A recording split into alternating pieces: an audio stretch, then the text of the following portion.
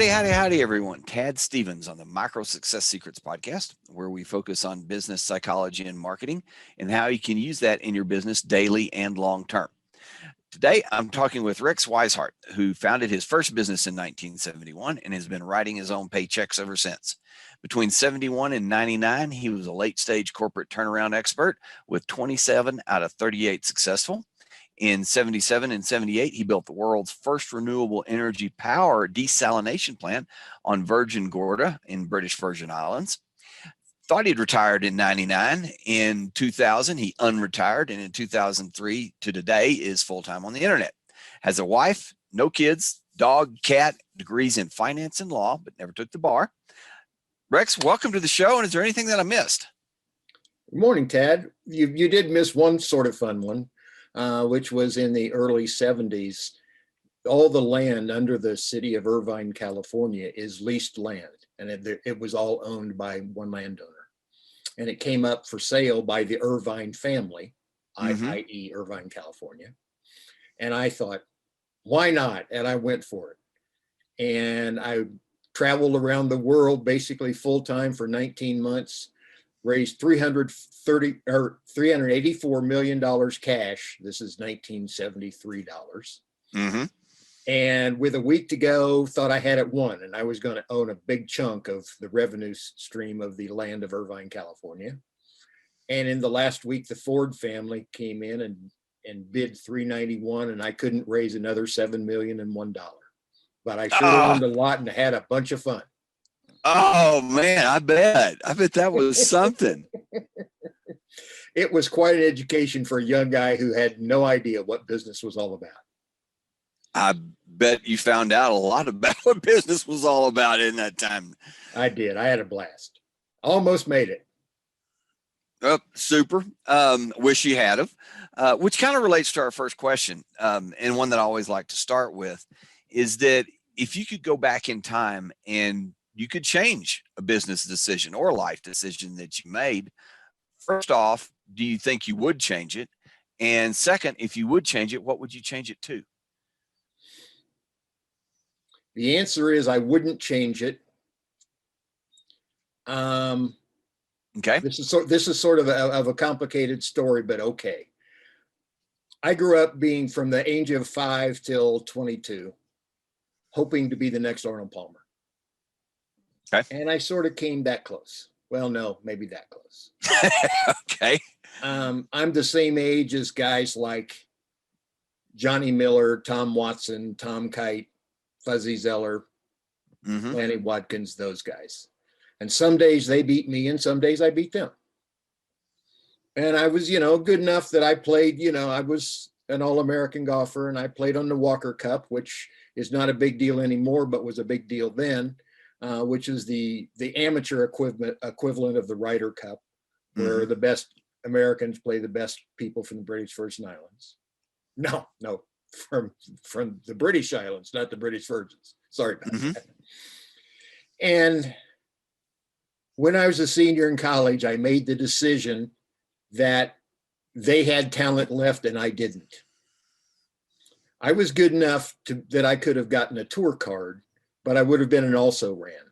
And an also-ran in the early 70s on the tour meant that you were driving between tournaments, living in Motel 6s with your caddy, poor as hell. A lot of my friends did that. They ended up to be drug addicts, wife beaters, drunks. I would have probably done all those things. And the hardest decision I ever made was, you're not good enough, Rex. And I'm so glad I made that decision, because it would have really messed up a life. And if you hear a cat crying, I'm sorry. That's okay. Okay. So super. And I hear that quite a bit. The I wouldn't change it, because I mean, a lot of people, the way they look at it that come on the show are, I wouldn't be where I am if something different had happened, or I don't know where I'd be or what I'd done. I would have gone to very ugly places. So, okay. Well, and, my life hasn't been a bowl of cherries, but it hasn't been very ugly either. Yeah. Understand that. So, and kind of related to that, if you could go back and you could look at one business or life decision that you made that just turned out super positive? It's one of those kinds of decisions where, you think of your time, everything before that decision and everything after that. It's kind of a dividing line. Do you I have think one of it's the same those? thing. I think it's the same decision. Same one? I Okay. decided I was going to go be a business guy. I wasn't going to be a golf professional. Okay. That works. I mean, that fits.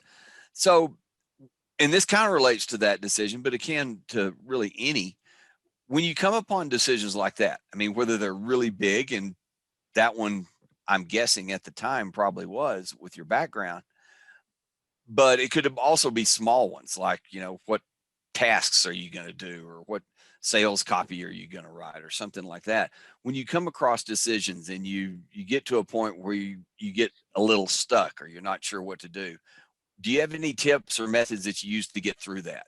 How do you move through those big decisions or small decisions that just come up? I mean, they're going to come up for all of us, especially that are in business for ourselves. A couple of different ways. One, I try never to get tied up in the emotions of the decision and just be determined and do what I have to do. Mm-hmm. And two, Brian Tracy wrote a book called Eat the Frog maybe 20 years ago. Yes, I know that. Excellent. And I've been doing what Brian Tracy said in Eat the Frog for 50 years. Okay. Every day I do the hardest thing that I have to do all day first. Okay. And then the rest just sort of flows. And if I really mess up the first, I probably won't have a very good day. But I'm lucky enough that I've been able to eat my frog relatively well most of my life, and that ends up to a lot of really good days. Mm-hmm. And I'll make sure I mention that in the liner or in the show notes with the time, because I love that. And you're the only one that's mentioned it. So excellent. Thank you for that. Well, I'm at least unique somewhere. So if you had to start over again, if something happened, you moved to another country, a global pandemic hit, whatever it was, that you had to start over again, knowing what you do now, would you be doing the same thing you're doing now, or do you think you'd do something different? I've done what I wanted to do every day since 1971. I've lived pretty happily. Why would I change it? No question there. I mean, a lot of people have the same answer in a lot of ways with that. But what is different with yours is most of them say they would have started earlier. And I don't know if you would have done that too, but since 1971, that's a lot of days of doing what you want. Well, I really started a lot earlier than that. I had my first business when I was 8. So, okay, I don't know how you could start much earlier than that, but yeah. My first business was, I'm from Indiana, and golf was all I lived for. Mm-hmm. And I'm old, and there weren't driving ranges in small towns in Indiana in those days. Right. And I was hitting 1,000 balls a day. Wow. And you hit your balls, you go pick them up, you hit them again. Yeah. When I was 5, I got a dog when she was an hour old. Mom died having her. Mm-hmm.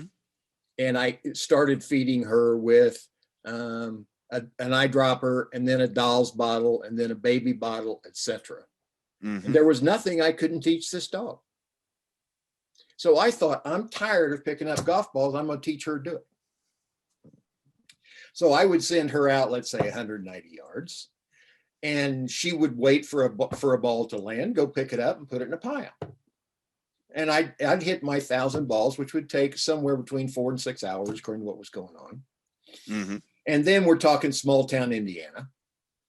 And everybody, you trust everybody, nobody's going to steal anything. Mm-hmm. So I would rent her to the next guy, who would rent her to the next guy, who would rent her to the next guy, who would rent her to the next guy, and maybe that one or one more guy, and then I'm done playing golf and we go home. Well, these guys paid for that. And my goal was, in those days, golf balls were made out of something called balata, one bad swing, you ruined the ball. And balls cost $1.25. And I was the only poor kid in my time frame that got good at golf. I couldn't afford golf balls. My goal was for her to keep me in round golf balls, and she did. Yeah. So I started. I actually had the 1971 business was actually my fourth business. Okay. But I think the first one was a pretty cool story. That is the coolest first business I think I have ever heard of. Oh, thank you. Just the way that you put it, or the way it came together. And I mean, I can visualize, because I have had retrievers, and I've, trained them somewhat, but having a dog that would go retrieve golf balls, oh, I bet she was in good shape, because that's a lot of running. At the end of the day, after doing it for 12 or 14 hours in the summer, she didn't want to go home. Oh, God. That was a very in shape dog. Had to be, to do all that. She was. Well, super. Really appreciate you sharing all that. Those are some awesome stories. I want to make sure that's in the show notes as well, with the timestamp, so people can go to that. But really appreciate you spending your time. Thanks for sharing wonderful stories. Is there anything that you'd like to close with? Anything that you want to share with the readers and viewers that could benefit them? The answer is a very prejudicial yes. Okay. In that I am a licensee to what I believe is the world's finest lead generation tool. There are 3 ways that you can go out and create lots of leads online if you so choose. There's demographics, there's IP addresses, or there's following people. Yep. If someone finds me demographically, they find some old man who lives in Southeast Denver with a wife and no kids and a dog and a cat and makes okay money, but that's all they find. It's all anonymous stuff. If they find me with an IP address, different way to find me, but the ultimate answer is the same. It's all anonymous stuff.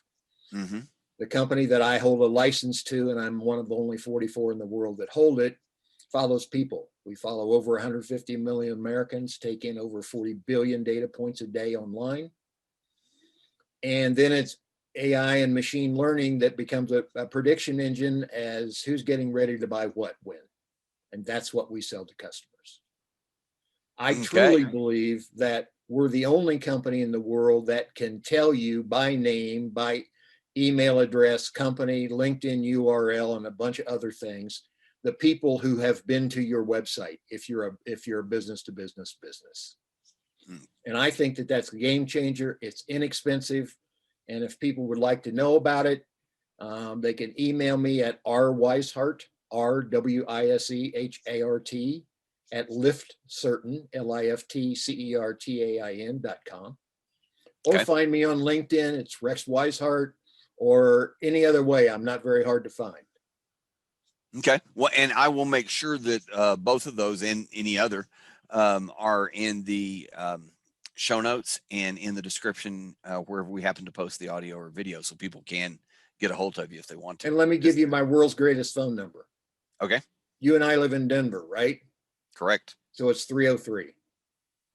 Start with 9 and add 1 till you're done. 901-2345. That is a cool phone number. That is a real cool phone number. I've had that phone number since cell phones were cinder block size and $2.80 a minute. I remember those days. I had one of those cell phones. Actually, I had 2 of them. Rex, thank you very, very much again. Really appreciate your time. Thanks, everybody, for watching and listening. Have a very safe and productive week, and be the very, very best at whatever you're doing. Until next time, this is Tad Stevens with Micro Success Secrets. Bye for now. Thanks, Dad. You're welcome. We'll talk soon. Bye.